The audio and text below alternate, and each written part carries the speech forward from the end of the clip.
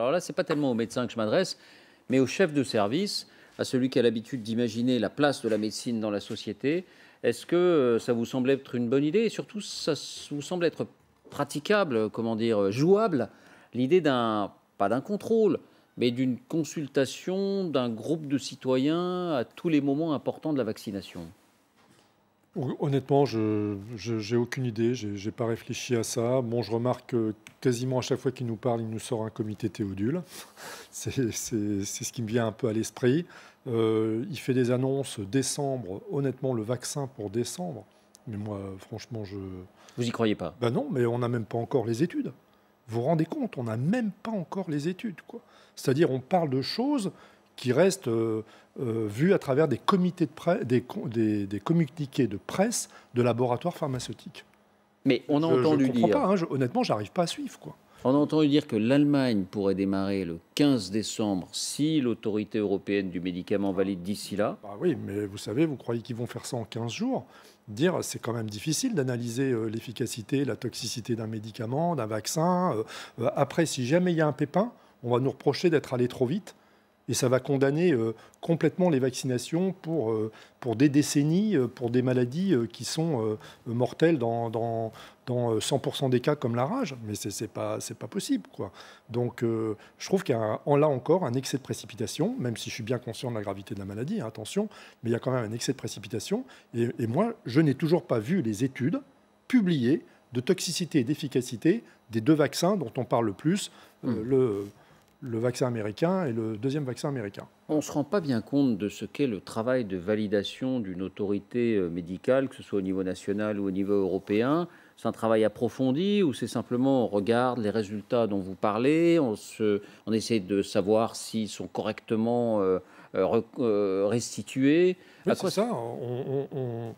On lit des pages et des pages et des dizaines de pages de documents, l'étude X, l'étude Y, l'étude Z, et puis on en fait la synthèse et puis on voit ce qui s'en dégage.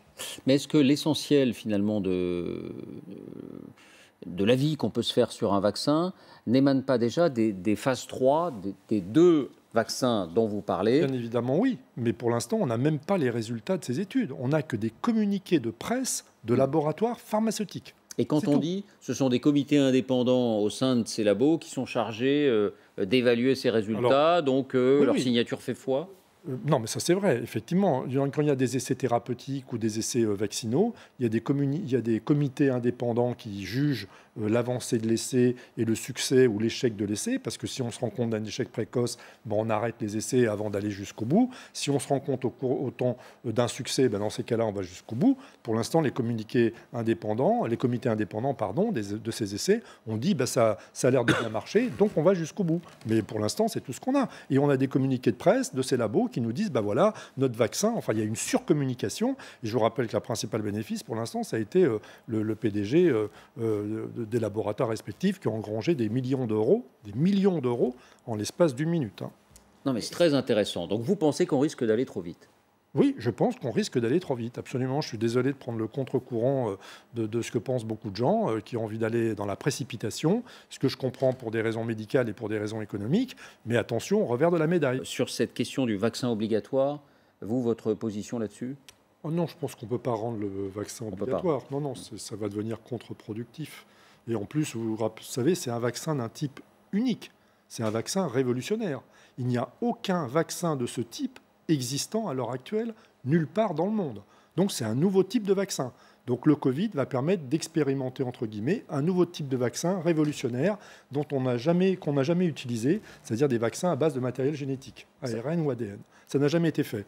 Donc voilà. Ça rend d'autant plus difficile de le rendre obligatoire. Je pense.